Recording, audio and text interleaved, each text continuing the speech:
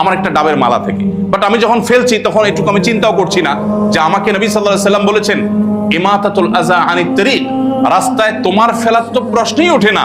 অন্য কেউ যদি কোনো কিছু ফেলে তুমি অ্যাজ এ মুসলিম সেটাকে তুলে যথাস্থানে ফেলা, এটা তোমার ইমানের দাবি। পথ পরিষ্কার করা ইমানের অঙ্গ।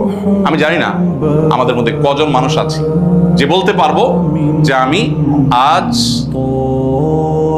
এই পুরো দিনের মধ্যে কোথাও কেউ কোনো টিস্যু ফেলেছে অজায়গায়, সেটাকে আমি যথাস্থানে ফেলে দিয়েছি।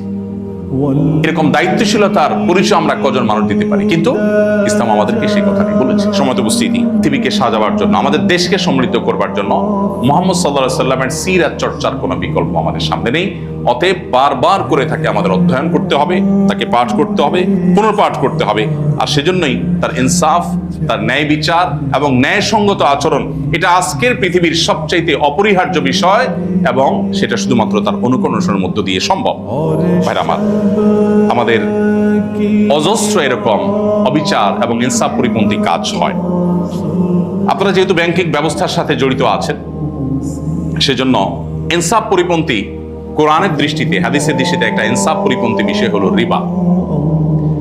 আজকে গোটা পৃথিবী যেটার উপর দাঁড়িয়ে আছে, এই সিস্টেম কোরআন এবং হাদিস এটাকে ইনসাফ পরিপন্থী হিসাবে আখ্যায়িত করেছে। রিবা বলতে আমরা সাধারণত শুধু সুদকে মনে করি, অথচ সুদের বাইরেও রিবার আরো বিভিন্ন প্রক্রিয়া এবং পদ্ধতি আছে। নবী করিম সাল্লাল্লাহু আলাইহি সাল্লাম সেটাকে নিষেধ করেছেন। কোরআনে আল্লাহ তাআলা বহু হারামের তালিকা উল্লেখ করেছেন। মৃত পশু খাওয়া হারাম করেছেন, রক্ত খেতে আল্লাহ নিষেধ করেছেন, অনেক কিছু আল্লাহ নিষেধ করেছেন, শুকর খেতে আল্লাহ নিষেধ করেছেন। কিন্তু একটি হারামের ব্যাপারে আল্লাহ তাআলা যুদ্ধ ঘোষণা করেছেন, অন্য কোনো হারামের ক্ষেত্রে সেটা করেন নাই। এটা খুবই সিগনিফিকেন্ট। এবং কোরআন যেটাকে যত কঠোরভাবে নিষেধ করে, আজকের পৃথিবী তত অ্যাগ্রেসিভলি সেটাকে পুশ করে এবং প্রতিষ্ঠা করে। এটা হলো বাস্তবতা। অতএব এই রিবা, যেটার উপর আজকের পৃথিবী অনেকটা দাঁড়িয়ে আছে, আমাদের সিস্টেম অনেকটা দাঁড়িয়ে আছে, এটাও ইনসাফ প্রতিষ্ঠার প্রয়োজনে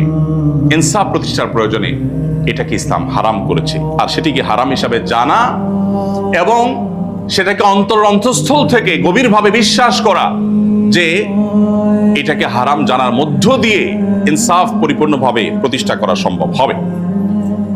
আজকে যে সারা পৃথিবীতে এত দারিদ্র, এত ইনজাস্টিস, এত বাই ডিফল্ট অর্থ সম্পদের ইস্যুটা, পুরো অর্থ সম্পদটা যে একটা সার্টেন গ্রুপ অফ পিপলের কাছে চলে যাচ্ছে, সাধারণ মানুষ, অসংখ্য অগণিত মানুষের রাখা অর্থ সম্পদ যে